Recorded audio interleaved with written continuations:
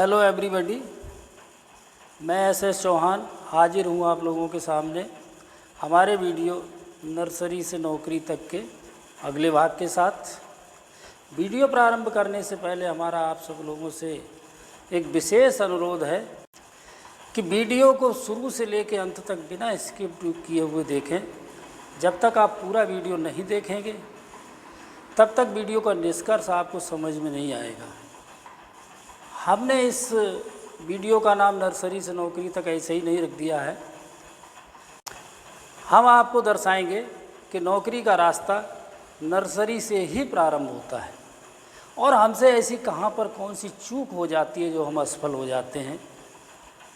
इस वीडियो के माध्यम से अब हम वीडियो के लास्ट में आपको उन चीज़ों से ज़रूर अवगत कराएंगे कि जो हमसे चूक हो जाती है जिनसे, और बराबर इंगित करते रहेंगे और आप उन चीज़ों को देखेंगे कि क्या वास्तव में ये चीज़ें हमने तैयार की थी या हम इन्हीं की वजह से चूक गए जो हम अपने जीवन में असफल हुए।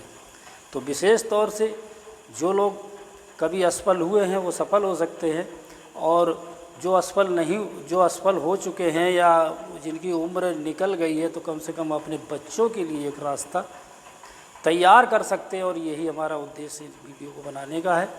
तो हम वीडियो को प्रारंभ करते हैं। तो देखिए, हमने ये निशान बनाए हैं जो पिछले वीडियो में आप लोगों को इन निशानों के बारे में बताया था।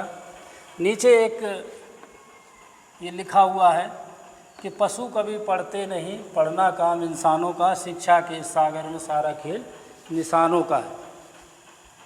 इस दोहे को हमने स्वयं बनाया। तो हम कुछ अनुभव आपके साथ ऐसे साझा करेंगे कि इन निशानों का हमने अपने बचपन में कभी किस तरह से अनुभव किया था, वही चीज़ें आपके साथ साझा करने जा रहे हैं।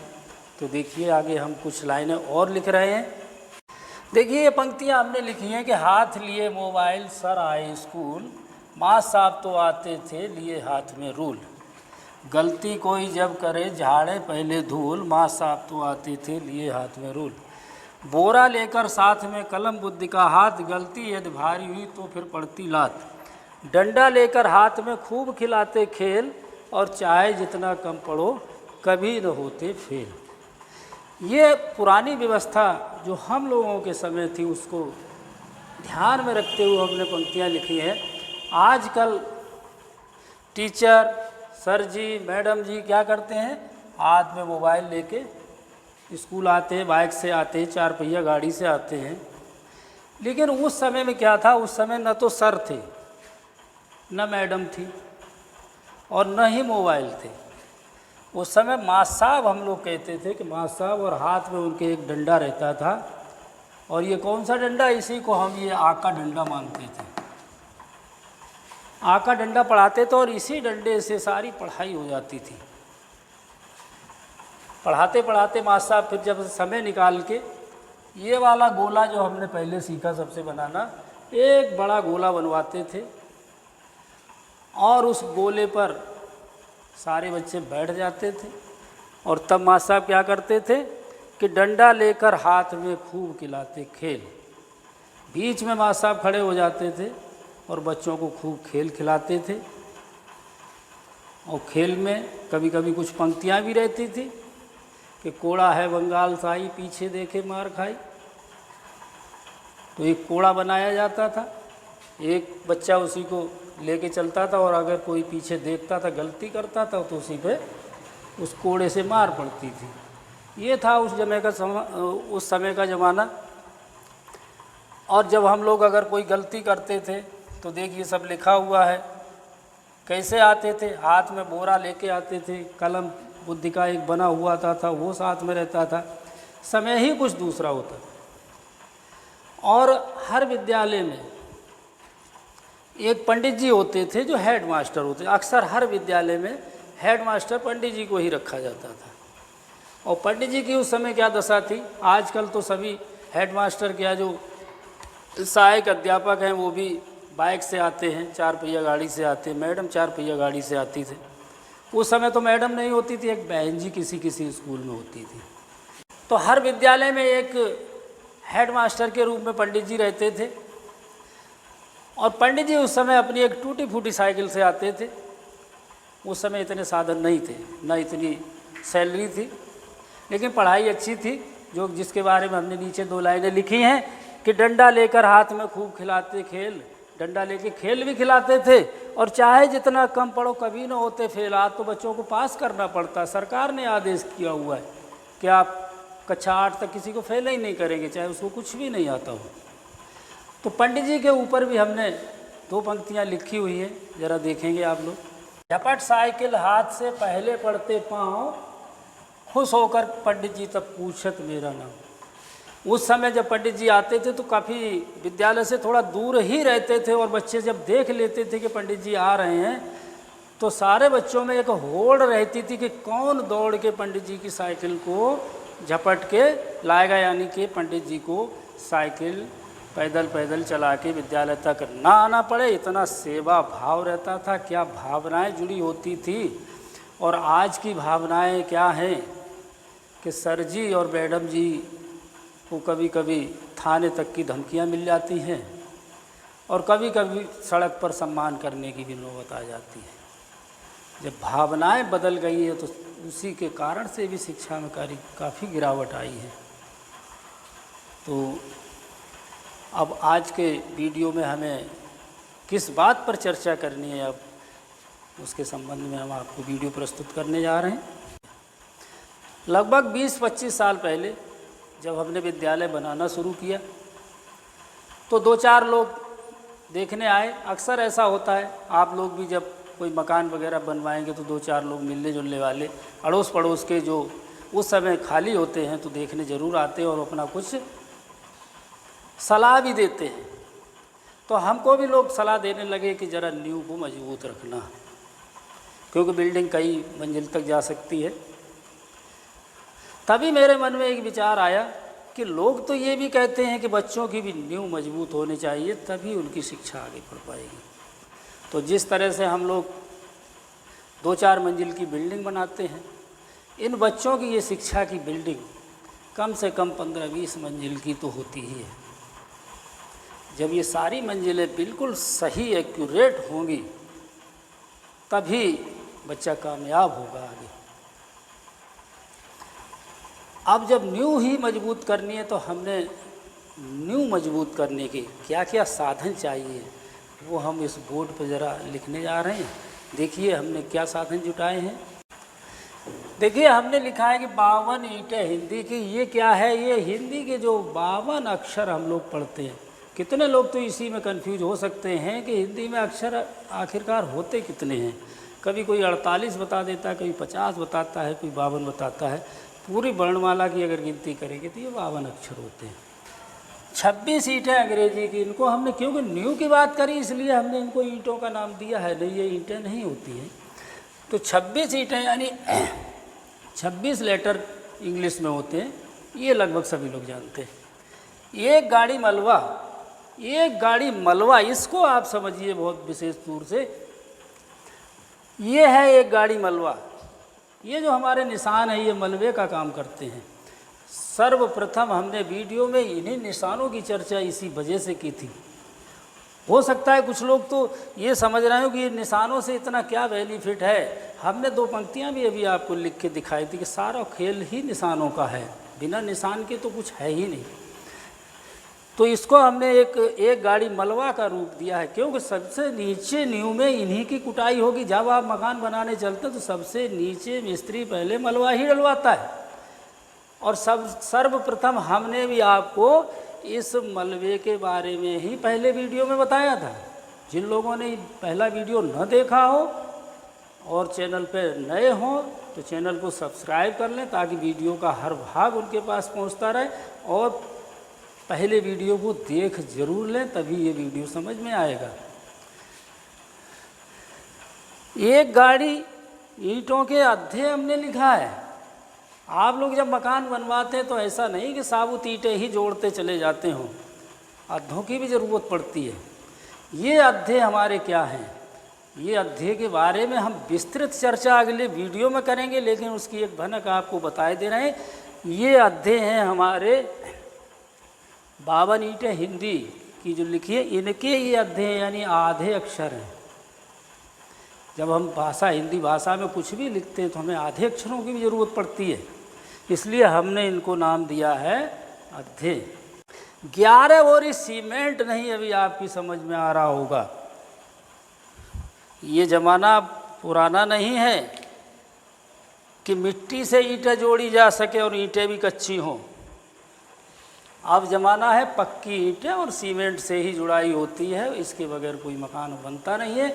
और यहाँ ये सीमेंट क्या है ये हम आपको बता रहे हैं। ये सीमेंट हैं हमारे 11 स्वर। 11 स्वर, बिना स्वर के आप एक शब्द का भी निर्माण नहीं कर सकते। इसका जो बचा हुआ चीज़ें होंगी वो हम अगले वीडियो में आपको ज़रूर बताएंगे, क्योंकि वीडियो बहुत लंबा हो जाएगा, सारा सब कुछ आज ही नहीं बताया जा सकता, इसलिए अभी थोड़ी सी भनक आप दे रहे हैं कि ये 11 स्वर हैं। तो ये चीज़ आपको समझ में आ गई कि इतने से ही हमारी भाषा का निर्माण होता है। अब हम आगे ये जो 11 स्वर हैं इनके बारे में थोड़ी सी चर्चा करेंगे आज। अभी हमने 11 स्वरों की जो बात की थी, ये 11 स्वर हमारे आ से लेकर और औ तक हैं। अब तक आप लोगों ने जितना भी पढ़ा होगा, हर पुस्तक के अंदर जब स्वर लिखे जाते होंगे तो यहाँ से लेकर और यहाँ तक लिखे जाते हैं, और इनकी संख्या हो रही है 13। लेकिन ये 13 के 13 स्वर नहीं हैं। इन 2 से अंकी, बिंदी और ये विसर्ग का काम होता अवश्य है, लेकिन इनकी गिनती स्वरों में नहीं आती। इनकी गिनती न स्वरों में आती है और न ही व्यंजनों में आती है। इनकी गिनती कहाँ आती है वो भी हम आपको अभी दिखा रहे हैं। सबसे पहले ये 2 भाई हैं, छोटा भाई बड़ा भाई, ये 2 बहनें हैं। इस तरह से आप लोग याद करवाएं तो बहुत अच्छा है बच्चों। ये 2 भाई हैं, ये 2 बहनें, एक छोटी है एक बड़ी है। ये 2 उल्लू हैं, कहते भी है उसे उल्लू। दो उल्लू हैं, एक छोटा उल्लू है एक बड़ा उल्लू है। जब बच्चे ना समझे तो बता दो कि छोटा उल्लू बनाना है बड़ा उल्लू बनाना है। और ये ऋषि बाबा वैसे ही लोग पढ़ाई करते हैं। तो इस तरह से पहले हम स्वर की जब ज़्यादा व्याख्या करेंगे तो आपको ये भी दिखाएंगे कि हमको कैसे स्वरों को याद करना है, कैसे मात्राओं को याद करना है। यहाँ पर जो ख़ास चीज़ ये है कि ये स्वर हैं क्या, वर्णमाला में इनका क्या काम है। हमारी वर्णमाला स्वर और व्यंजन 2 भागों से मिलके बनी है। ये स्वर जो है व्यंजनों की सहायता करते हैं। इनकी एक खास बात है कि ये कभी आधे नहीं बनते। आधा आपने कभी नहीं लिखा होगा, देखा होगा, छोटी ई आधी नहीं लिखी देखी होगी, लेकिन आधा का आपने जरूर लिखा देखा होगा। यानी व्यंजन आधे बनते हैं लेकिन स्वर कभी आधे नहीं बनते। आप देखिए इनका काम है, कभी कभी शब्द निर्माण में भी ये सीधे सीधे काम आ जाते हैं कि जैसे आ से आम बोलते हैं, आ से छोटे आ से अनार भी होता है। तो यहाँ ये सीधे सीधे काम आ रहे हैं। अधिकांश काम इनका है व्यंजनों की सहायता करना, यानी ये बड़े परोपकारी होते हैं। ये हमेशा परोपकार में ही लगे रहते हैं। जब तक भाषा लिखी और पढ़ी जाती है इनका परोपकार कभी ख़त्म नहीं होता। लेकिन एक ख़ास बात है, जैसे कि भगवान सबकी मदद करता है लेकिन कभी नीचे उतर के मदद करने नहीं आता। इसी तरह से ये स्वर हैं, ये बड़े परोपकारी हैं लेकिन ये स्वयं कभी जाते ही नहीं हैं। ये अपने मात्रा रूप को भेजते हैं, इनका मात्रा रूप ही जाता है।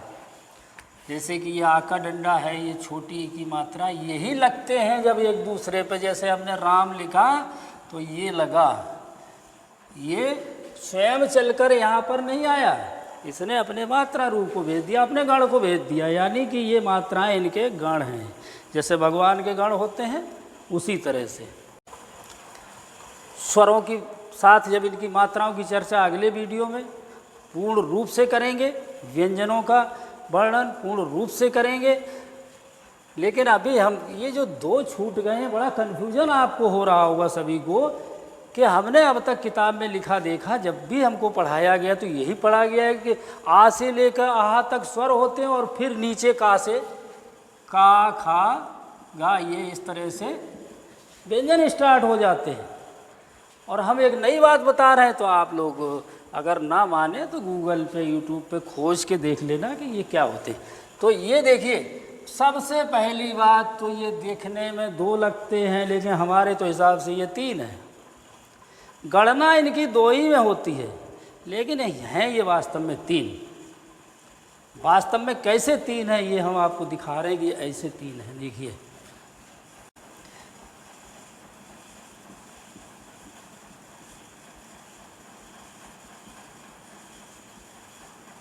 व्याकरण की भाषा में इनको नाम दिया गया है अयोगवाह। ये अयोगवाह है, और अयोगवाह तीन होते हैं, और यहाँ हमको दो दिख रहे हैं, तो हम आपको तीन अयोगवाह दिखाने जा रहे हैं। देखिए, हमने बताया था कि अयोगवाह तीन होते हैं। अनुस्वार, ये जो अंक की बिंदी है, ये अनुस्वार कहलाती है। जब किसी वर्ण का उच्चारण करते समय हवा केवल नाक से निकलती है, वहाँ अनुस्वार होता है और ये अंग वाली बिंदी लगा दी जाती है। वर्णमाला के, व्यंजनों के आखिरी अक्षर जो है, अंगा, या, णा, ना और मा, जैसे का, खा, गा, घा, अंगा, चा, छा, जा, झा, या, टा, ठा, डा, ढा, अणा, ता, था, दा, दा, ना, पा, फा, बा, भा, मा, ये जो पांच अक्षरों की जो जोड़ा है, इसके बारे में कल अगले वीडियो में हम बताएंगे कि ये भी क्या है। आखिरी अक्षर, इनको बोलने में हमारी इसी का ध्वनि आती है।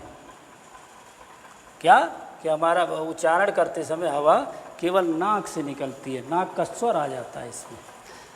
इसी से एक ये देखिए अनुनासिक निकला है। चंद्रबिंदु आपने बहुत लगा देखा होगा, जैसे चांद लिखते हैं, सांप लिखते हैं, ऐसे तरह। ये भी तो हमारी हिंदी भाषा में चलता है। इसको क्या बोलते हैं? ये भी अयोगवाह, इसको बोलते हैं अनुनासिक।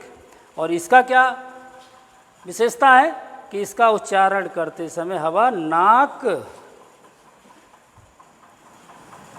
और मुंह दोनों से निकलती है, यानी मिश्रित रूप से निकलती है, कुछ नाक से और कुछ मुंह से। और तीसरा अयोगवाह है विसर्ग। ये संस्कृत में आता है, अधिकांश लोग इसको जानते हैं। और संस्कृत में अधिकांश, जैसे राम का रामः लिखा जाता है इस तरह से, रामः, पुस्तकः। देखिए, बोलने में लगता है ना, ये आधे हा की ध्वनि देता है, आधा हा।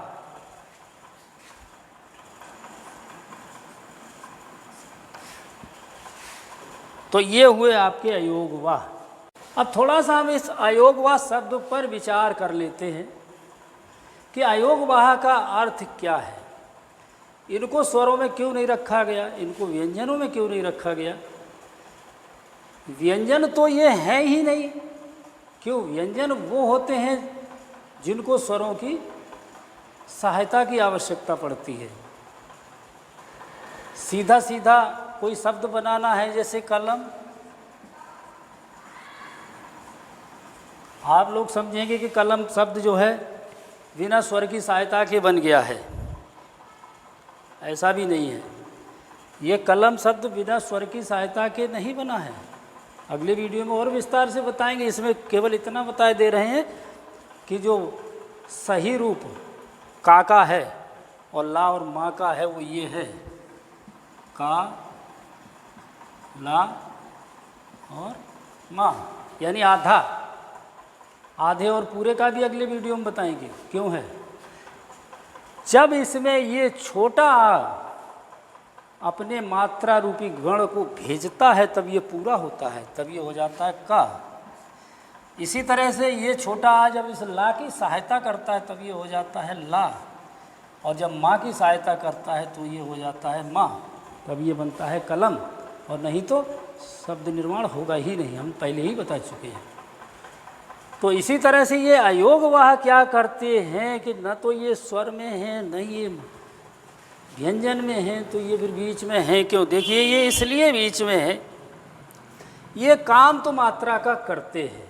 अभी आपने देखा ही था कि जब हमने चांद लिखा था तो ये मात्रा लग गई ऊपर, या हमने अंगूर लिखा तो ये ऊपर लग गई मात्रा। कहते भी हैं कि अंक की बिंदी लगाओ, अंक की मात्रा आप जो है अंग वाली बिंदी लगा दो तो ये हो जाएगा, है ना? ठीक है, चलिए ये मात्राएं तो लगवाते हैं, स्वरों में इनको क्यों नहीं रखा गया?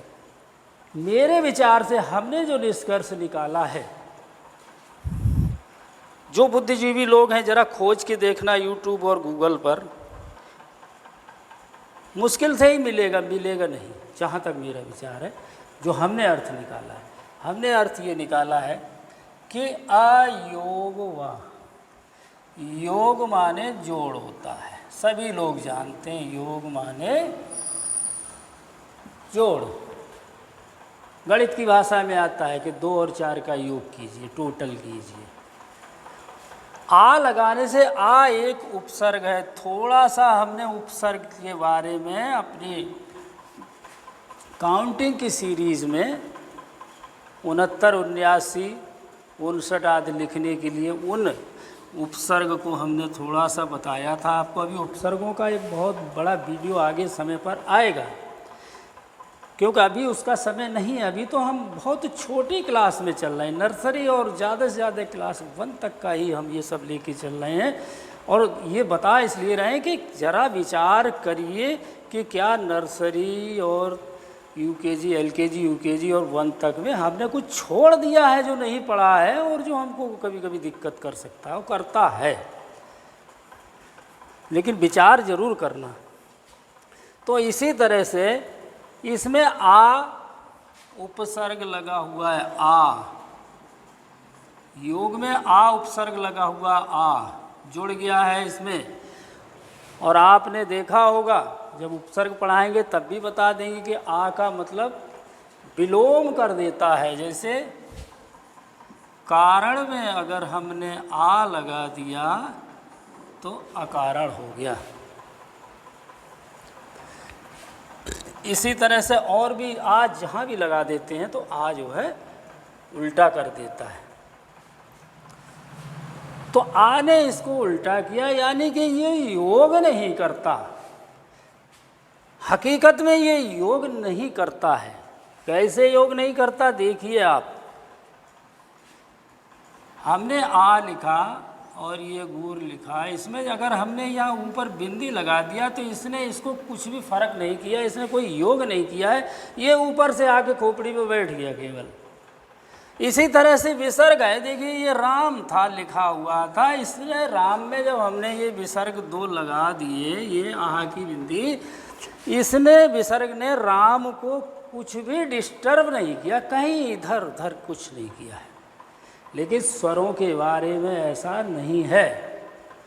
स्वर जब व्यंजन की सहायता करते हैं तो कुछ न कुछ उनको डिस्टर्ब भी करते हैं। थोड़ा बहुत कहते हैं इधर जरा खिसक जाओ, जैसे कि आप लोग ट्रेन में जाते हो, अगर कोई बैठा हो तो कहते हो जरा सा थोड़ा सा खिसक जाना। तो ये खिसकना कैसे होता, देखिए कैसे खिसकाते हैं ये स्वर व्यंजनों को। ये हमने लिखा रा और ये लिखा माँ। अब हमें इस शब्द को राम बनाना है, और जब हम इस शब्द को राम बनाएंगे तो हमें स्वर की मदद लेनी पड़ेगी। किस स्वर की? ये बड़े वाले आ की। इससे कहेंगे कि अपनी मात्रा को इधर भेज दो, राम को जरा आपकी मात्रा की मदद की आवश्यकता है। तब वो क्या आएगा, क्या कहेगा आके? रा से तो ठीक है कोई बात नहीं है, लेकिन रा से ये कहेगा कि इस माँ को थोड़ा सा आगे बढ़ाओ, तब तो हम यहाँ बैठे आके। तब ये आ का डंडा आ के बीच में जब लग जाता है तो माँ को थोड़ा सा इधर खिसकना पड़ता है, तब ये राम बनता है। इसी तरह से आप ये कहोगे मान लो पहले छोटी की मात्रा लगती, वो तो नहीं खिसकाती है। देखिए कैसे नहीं खिसकाती है।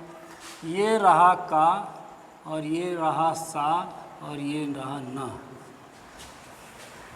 अब हमने जब छोटी की मात्रा लगाई है तो आप देख लीजिए कि जब आपका कोई मकान है और आप उसमें कोई दीवार खड़ी करेंगे तो क्या दूसरे के मकान का कुछ हिस्सा ले लेंगे क्या? अपनी सरहद में ही आप रहेंगे। उसी तरह से जब अगर हमें ये का, सा और ना से अगर हमें किसान शब्द लिखना है तो का मदद मांगेगा छोटी ई से कि अपनी मात्रा हमको दे दो, सा मांगेगा बड़े आ से कि हमें अपनी बड़ी मात्रा यहाँ पे दे दीजिए। तो जब का मांगेगा तो का को आगे खिसकना पड़ेगा, क्योंकि यहाँ से तो मान लीजिए हम किसी कागज़ पे पेज पे लिख रहे हैं, ये देखिए कागज़ का जो कॉपी का पेज होता है ये इस तरह से उसमें हाशिया बना रहता है ये, और जब हम कुछ भी लिखते हैं तो यहाँ से लिखना शुरू करते हैं तो हम यहाँ हाशिया पर नहीं लिख देंगे, ये गलत है। जब भी हम किसान लिखते हैं तो हम सबसे पहले मात्रा लगा के ऐसे लिख देते हैं ना, ऐसे करके ये हमने लिख दिया किसान, पहले तो हमने मात्रा ही लगाई, जो यहाँ पे का की जगह है वो इस मात्रा ने ले लिया। तो इसलिए इसका मतलब है कि सीधा सीधा फ़र्क पड़ता है। तो यहाँ पर ये जो का है यहाँ पर आएगी छोटी की मात्रा, का ने अपनी जगह दे दिया छोटी की मात्रा को और खुद आगे खिसक गया, सा से कहा आप और आगे बढ़ जाइए, का यहाँ आ गया, सा आगे बढ़ गया, और सा को भी बड़े आगे डंडा की ज़रूरत पड़ी तो उसने ना से कहा कि भैया थोड़ा सा और आगे बढ़ जाइए, ये देखिए तब ये बन गया। ऐसे 1 2 3 सीटें थी, अब हो गई 1 2 3 4 5, ये 5 सीटर हो गया। जैसे टेम्पो में बैठती है 3 सवारी, 2 और बैठ जाएंगे तो क्या होगा, थोड़ा खिसको इधर को आगे को। तो ये चीज़ हमने आपको दर्शाया है कि ये जो अयोगवाह हैं ये ऐसा कोई काम नहीं करते हैं, ये किसी को कुछ खिसकने सकने के लिए नहीं कहते हैं, जहाँ जाते हैं उसी की खोपड़ी पे बैठ जाते हैं और उसकी मदद कर देते हैं। तो ये रहा अयोगवाह। अयोग यानी योग नहीं करते। दूसरा वाह, ये तो हमें अभी देखिए बाकी है जो हमने खिसकने वाली बात की। वाह माने वाहक, वाहक बनते हैं। वाहक माने होता है ले जाने वाला, ड्राइव करने वाला, ड्राइवर। तो अयोग वाह, न ये योग करते हैं और न ही इधर उधर को किसी को खिसकने के लिए कहते हैं। ये है इनका काम, इसलिए इनको कहा जाता है अयोगवाह। और ये 2 नहीं, ये 3 होते हैं। वर्णमाला में गिनती में ये सिमट के 2 हो गए हैं। इस प्रकार से 52 अक्षर वर्णमाला में हुए। अब देखिए, अब हम निष्कर्ष बता रहे हैं जो मैंने पहले चर्चा की थी कि इस वीडियो का नाम जो हमने रखा है कि नर्सरी से नौकरी तक, या फिर नर्सरी से कामयाबी तक रख देते तो भी चलता।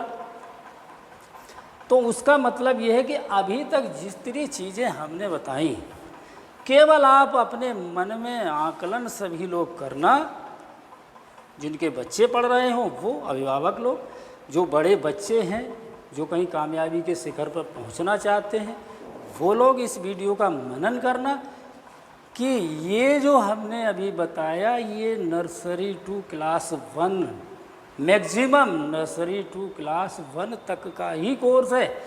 और इसमें क्या ऐसी कोई चीज़ आप लोगों की समझ में आई जिससे आप हो सकता है भूलवश या लापरवाही बस अनभिज्ञ रहे हों, तो वीडियो बनाने का एकमात्र यही उद्देश्य है कि अनभिज्ञ मत रहिए।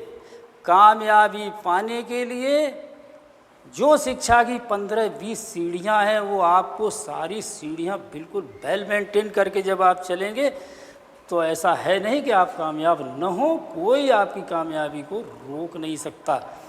और अगर इनमें से छोटी सी एक चीज़ रह गई तो इस बात का आज नोट कर लीजिए कि 0.001 नंबर भी अगर मेरिट में कम है तो कोई आपको कामयाब की श्रेणी में रख नहीं पाएगा।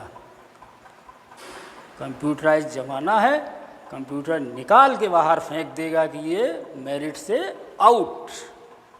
इसलिए छोटी से छोटी चीज़ को भी दिमाग में जब रखेंगे तो कहीं कोई किसी भी प्रकार से आपको रोक नहीं पाएगा। जैसे कि दोहा कहा गया है कि रहीमदास ने कहा है कि रहीमन देख बड़े न को लघुन दीजिए डार, जहाँ काम आवे सोई का करे तलवार। आप नर्सरी और एलकेजी कक्षा 1 का नहीं पढ़ेंगे क्या? केवल इंटर और ग्रेजुएशन कोई अच्छे से पढ़ के क्या जानते कामयाबी पा जाएंगे? बहुत बड़ा काम है।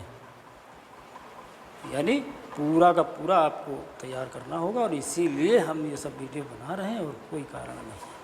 तो फिर मिलते हैं इसी वीडियो के अगले भाग में। तब तक के लिए टाटा बाय बाय।